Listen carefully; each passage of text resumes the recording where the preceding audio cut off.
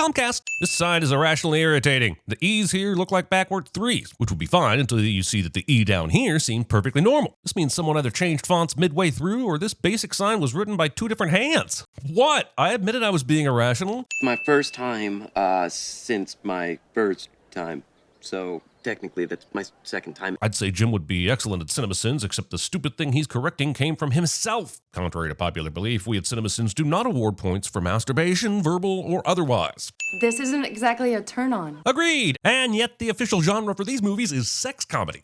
Seems like just yesterday my dad picked me up after my first year at college. We popped a couple of beers, and he said, "Now, you're a man." Yeah, you know that old saying, you're not a man until you've completed your first year of college. Such a well-known turn of phrase that I think they're adding it to the Constitution. I think I bring new meaning to the word cool, honey. Eugene Levy is playing a character who thinks of himself as cool while no other character in the movie does cliché. Leaving your socks on during sex. I cannot emphasize this enough, and my passion shall take the form of 1 sin per sock. Oh, there's my big guy. Oh my god! Oh no. Somehow Jim's dad still hasn't learned the perils of sneaking into his son's room unannounced. Also, thanks to the wonders of frame-by-frame technology, here we can see that this whole thing is a sexcapade of lies. You see, Jim is clearly wearing an all-encompassing lower body covering fabric condom that would prevent even the most determined of erections from finding its happy home. After the apple pie incident in the first film, I don't understand how Jim's dad or Jim have let Jim's mom make an apple pie ever again. Hi, Mama. What? Natalie! Wait, what the f*** are her parents doing here? Isn't this Jim's room? Sure, maybe a friend told them this is where she was, but the movie totally makes it look like they randomly turned up here or knew she was in another person's room and just strolled in anyway. You must be the parents of this young lady. I'm sorry I didn't get her name, but hopefully my son did. Okay, fine. It's impossible to go an entire film that Eugene Levy is in without giving a sin off to Eugene Levy. Remove your sin, movie, and let's dig in, because the rest of this movie will be a long night of sinning. Math. Okay, here we go. Moment of truth. As Stifler eyeballs some panties, here's a reminder that Stifler was the breakout star of this series, and people thought his shenanigans were hilarious. I got laid 23 times this year, and I'm not counting the Hummer I got in the library stacks, baby. Nor should you, because that is oral sex, and not an example of penile vaginal intercourse. I can't believe I'm trying to rationalize with a character whose traits can be summed up as mad horny yo. Here's a new idea for you. I'll get you a spoon so you can eat my ass. The fact that Stifler insists on Oz using a spoon for this act just goes to prove he's dull. He's a twit, and listening to him hurts more and more. Notebook's closed. Let's get this exam rolling. When they walk into the class, you can see that the chalkboard says Bio Final Today, and most of the books we see on the students' desks are fittingly biology related. So why did we see Oz outside cramming from a math textbook? I'm never even gonna think about political science again. Yep, kids, that's why you go to college. To learn enough to get you through an exam so you can forget it all as soon as possible. Yay, student debt! This is your bi-minutely reminder that Jim never did any jail time for broadcasting Nadia's self-love to the internet in the last movie, and said reminder is brought to you by this computer and webcam that weren't confiscated as evidence. Ah, the one that got away. Evidently, you two made quite the handsome couple on the internet. So Jim's dad did find out about the internet thing? This makes it very unsettling that he refers to Nadia as the one that got away instead of the one that escaped. Also, I have no idea how any version of this story would cause Jim's dad to land on handsome couple. Jim didn't even make it to being a two-pump chump. He was too premature to get in that slightly better category. Twice! Oh, I didn't see it. It was brought up at a PTA meeting. He found out at a PTA meeting? Which means after the internet went down, Nadia got deported, but Jim didn't even get a phone call to his parents? This is the most up family and school in the history of cinema. I'm Steve Stifler, and I have an 11-inch penis. Around. Think about it. I have, and I have decided that it would likely kill both the bearer and the receiver. Discount Adam Bro, holy sh**. We're college men now. Some of these girls are from the grade below us. I might actually have a chance. You know, college kids hooking up with high schoolers was barely touched upon in the first movie, and now we have an entire scene of it. So I guess, in that sense, the sequel is a complete success. I'm gonna miss you. I miss you. I'm not going to miss this conversation, so skip. Hey, Jessica's here. With Vicky. The biggest sin of this movie might be that Natasha Lyonne still isn't the main character. Vicky got hot. Wait, what? Okay, eye of the beholder and whatnot, but are we seriously expected to believe that Jim didn't think Vicky was attractive last year? Does she even look all that different? The f*** out of here with this suddenly got hot nonsense. Well, this is about as comfortable as a high colonic in Tijuana. And yet there are 9 of these movies and counting. A lamp like that at a party like this would claim more lives than all the STDs in Stifler's beer. Hey, everyone, listen up. There's 2 of them? Yes. Hi, Mandy. How are you? Listen, I have a girlfriend. Oz assuming that Mandy has any interest in pursuing this interaction beyond this handshake. Also, I'm not saying Oz should cheat on Heather, or even that I want that to happen, but nothing else happens with them the entire movie. They try and fail to have phone sex, and that is the entirety of their arc. We could have sent both of them to Europe, saved 10 minutes on the movie, and everyone would have been better for it. Why is everybody taking a piss right now? I still on ain't gonna make it. Then go use another bathroom. There's no way this giant house only has one bathroom. I feel like there's an easier and less convoluted way to set up a character pissing on Stifler. It's gotta happen now. Get my bag. All right, go, bro. Neither Stifler nor Christie hear this failed attempt at humor. Also, American Pie 2 is following in the grand tradition of comedy sequels, where the people involved figure out what worked in the last film and then attempt to recapture that specific magic. In this case, someone thought that magic was the semen beer gag and decided its natural evolution was a golden shower. I don't like whoever made that choice. Okay, go.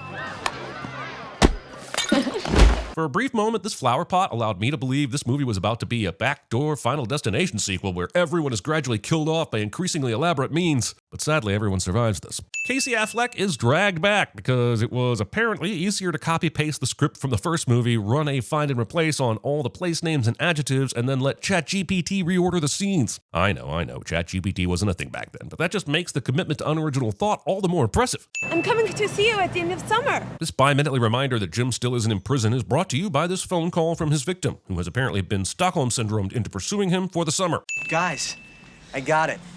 Pack your bags. We're moving to the lake. Out of ideas for your sexy teen sitcom-y sexy sequel? Send it to the beach. The rest writes itself. Hey guys, I've been running these numbers here, and I don't think the four of us can afford this place. Not on summer jobs. Why isn't this something the four of them had already figured out? It's as if the movie just wanted to have a surprise Stifler moment, instead of showing these four as people who had any clue what basic financial planning entails. We won't play what I believe is the... checks notes. Yes, the 17th Sum 41 song, but... oh, looks like the sin just ends there. Stifler, if you're gonna be living with us, you gotta behave yourself. He does not. And if Kevin is stupid enough to think there was a chance in hell of that happening, I want to know who did such a great job of forging his high school grades and college application. Yeah, baby, we're here! This movie is essentially Revenge of the Nerds 2 Nerds in Paradise. All the sexual harassment, misconduct, and uncomfortableness along for the ride. But instead of 38 Special, we get the musical stylings of Sum 41. Yay? You can't possibly be that bad. Well, I guess there's only one person that really knows for sure, huh? Oh, yeah? Where's she this summer? She just so happens to be at a band camp that is near enough for Jim to continuously visit throughout the movie because someone tricked poor Allison Hannigan into another one of these movies. Choosing to film this sequence like we're seeing Jason Voorhees' perspective of an upcoming victim in a Friday the 13th movie. I've had worse. Oh. Oh, sorry. Apologizing to the guy who showed up unannounced at your band camp and immediately wanted you to tell him how good he was at sex a year ago. There really is a stain on our cultural contribution to the 90s and aughts that mental disabilities had to be the butt of so many jokes, especially when there are plenty of actual stains and butts in this movie as it is. Play. Do something. This advice. So a case of mistaken identity means that Jim ends up performing a trombone solo. But the real bullshit is that he managed to create the right embouchure to get the sound out of the thing at all. And the movie can suck it for assuming I wouldn't know what an embouchure was. I mean, blow it. You haven't had the slightest bit of attraction to any girl at school. Even if I did, it wouldn't be anything more than just a momentary thing. Remember, kids, it's totally fine to lure women to bed with alcohol and misdirection. But once you've got a girlfriend, you can't even acknowledge an attraction to another human being. The moral compass of this f***ed-up movie, apparently. Yes. The Force is strong in that one. Quoting Star Wars instead of a funny thing writing yourself cliche it is. Look, I know your last name is Sherman, right?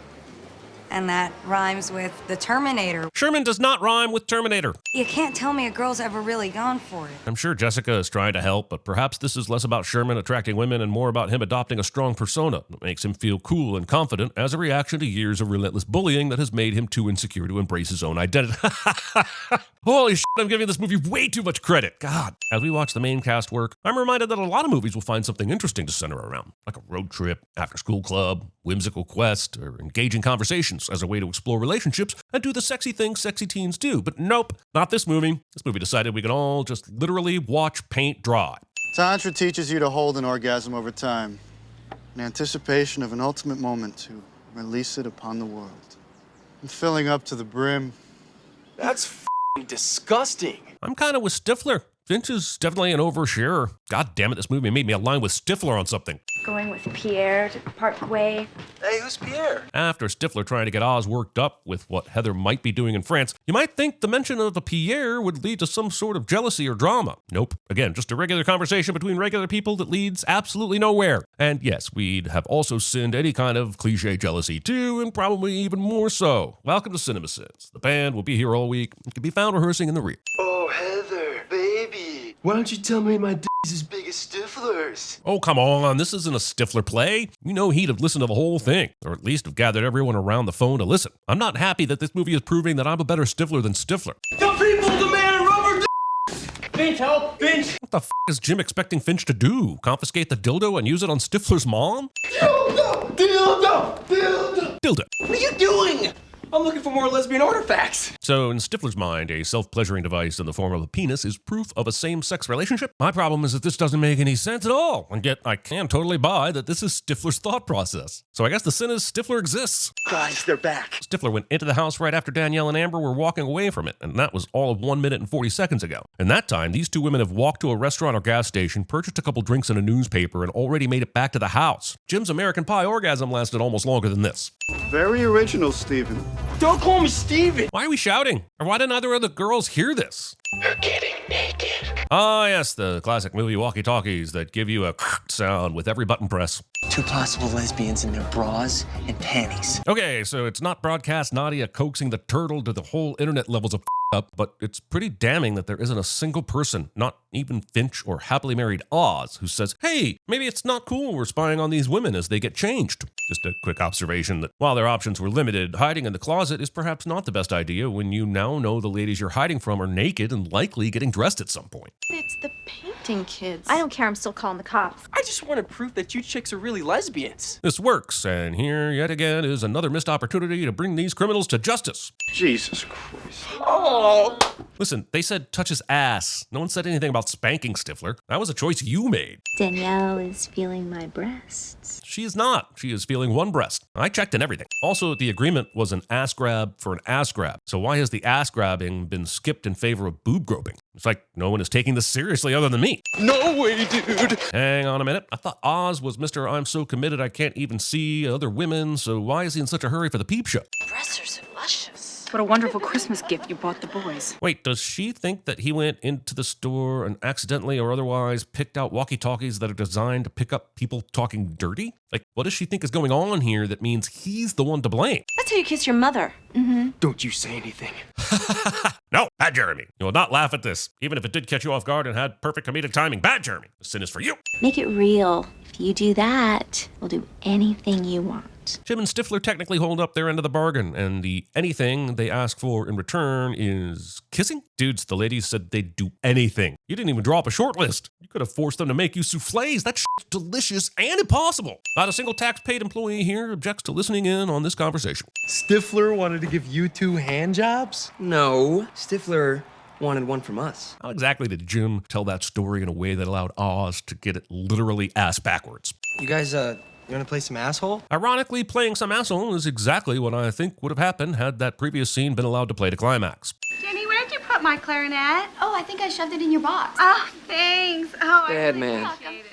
I'm a bad, bad man. Thing the writer said while writing the band camper's dialogue somehow makes it into Jim's mouth. Jim conveniently arriving at band camp while Michelle is walking by herself outside and in a place where Jim could just happen upon her without getting caught is convenient. Michelle, why did you ditch me after prom? This bi-minutely reminder that Jim isn't in jail brought to you by Michelle not replying with, oh, I found out about that shit you pulled with Nadia and I think you're a huge jerk with no chance at redemption who I wouldn't give the time of day, let alone marry. I'm a hot girl. Right.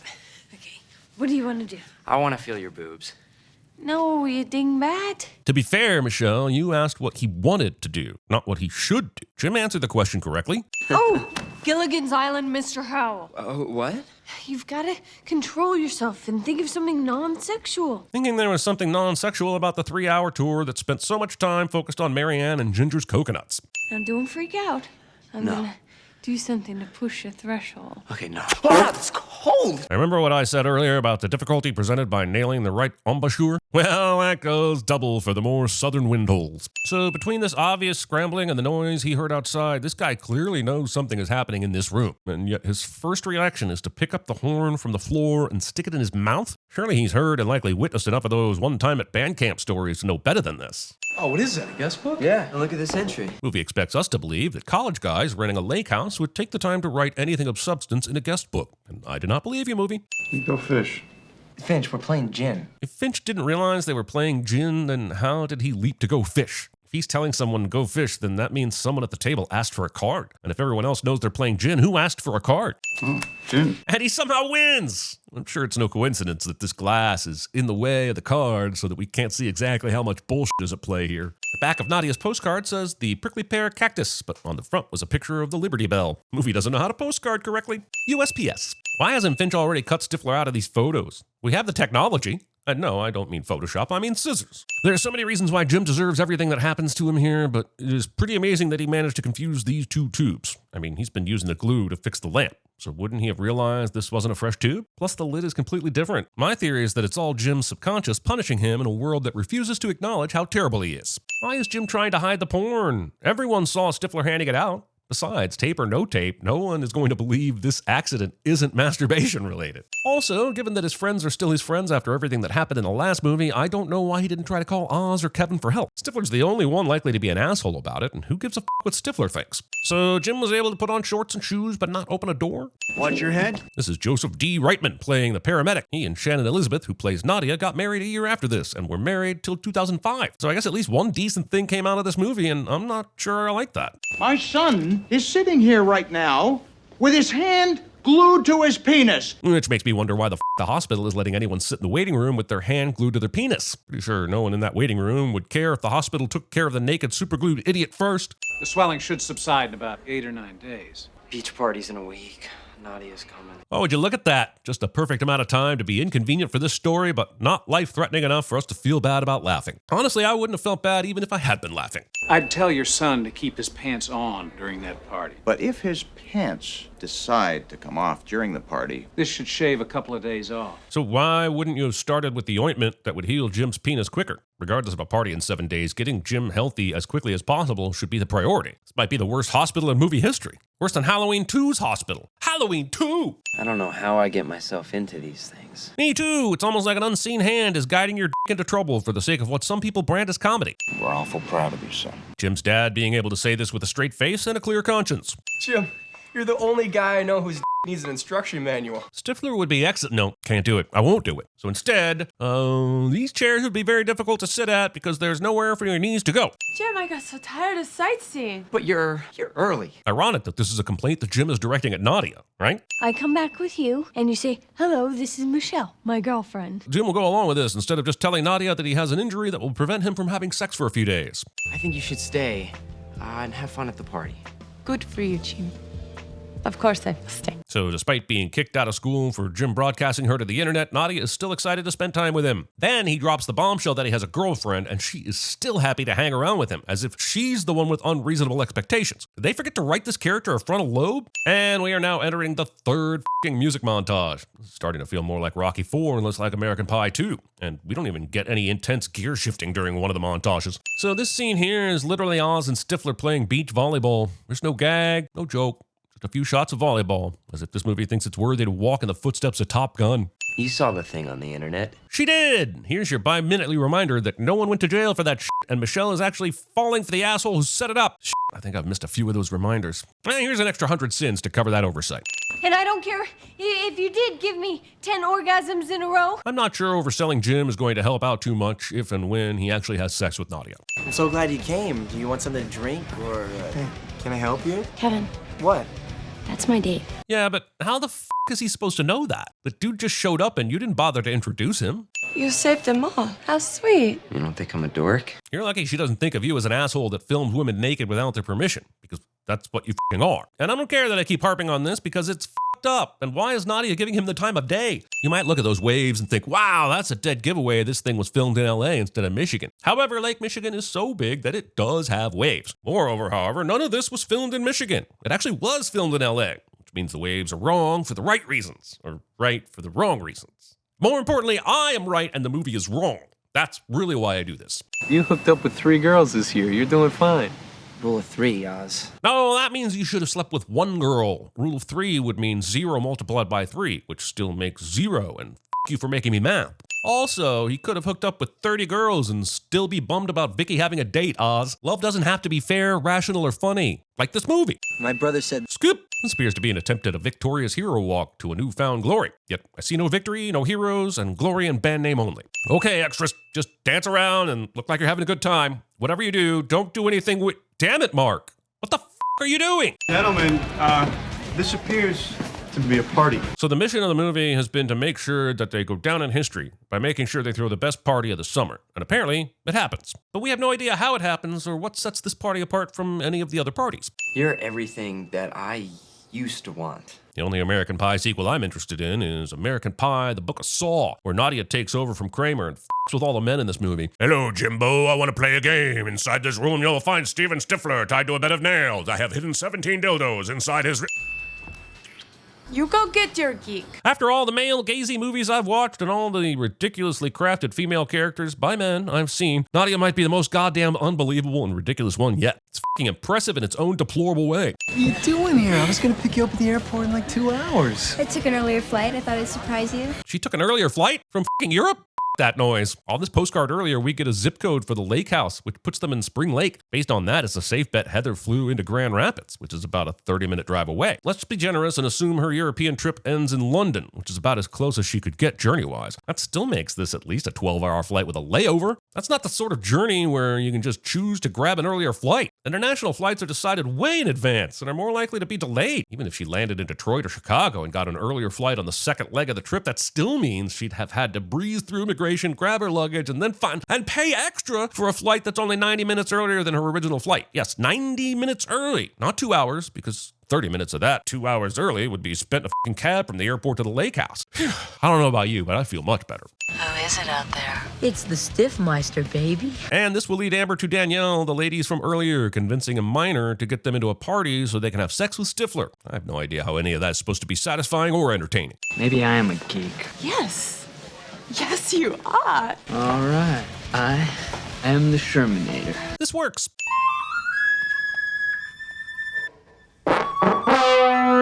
I'm not sure how Jim thinks that ruining Michelle's big solo is the way to her heart, something that I'm sure she's been practicing for and should mean quite a lot to her. Petey? I know the real Petey was on a bus that broke down earlier, but are we saying he never made it to the camp? And no one ever f***ing called to explain the situation at any point during the whole summer? This physical assault will stand in as your bi-minutely reminder that assaulting a minor isn't added to Jim's ever-growing rap sheet. Wow, the movie really wants me to want them to get together, and I can't think of anything I want less, other than possibly being the doctor who had to pick the glue off Jim's.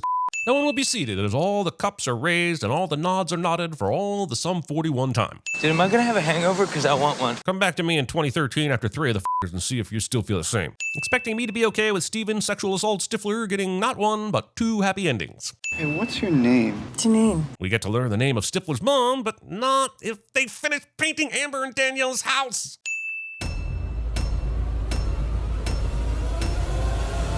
I hate this. It is revolting. I don't want to suck at it. You don't want girls thinking that you suck f***ing pussy, okay? This is Captain Hikaru Sulu of the USS Enterprise. I will unleash the entire payload of advanced long-range torpedoes currently locked onto your location. Cops! Cops! Prepare to be by the long of the law. So I've been running these numbers here, and I don't think the 4 of us can afford this place. Not on summer jobs. Once again, things that could have been brought to my attention yesterday! You remember, was I any good that night? You are a sad, strange little man, and you have my pity. Farewell.